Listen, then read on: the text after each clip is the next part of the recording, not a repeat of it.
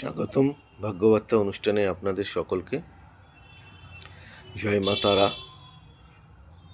বাস্তুশাস্ত্রের আজকের বিষয়বস্তু হচ্ছে আপনাদের জন্য দৈত্যপৃষ্ঠ ভূমি।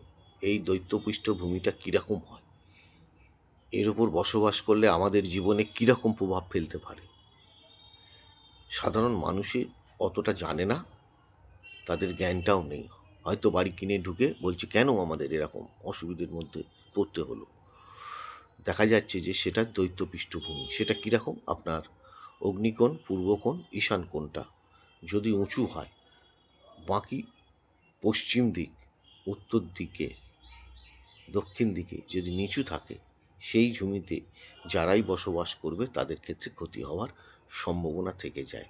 आपको ध्यान देना चाहिए वास्तु के ऊपर, नहीं तो सब बर्बाद हो जाएंगे।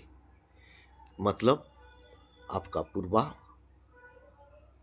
अग्नि और ईशान कोण ज़्यादा ऊंचू होने से मतलब वो झूमी आपको सुइटेबल नहीं है, सूट नहीं करना चाहिए।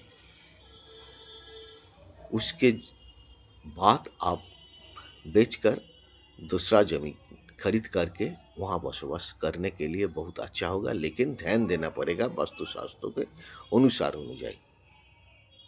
नमस्कार, ভালো থাকুন।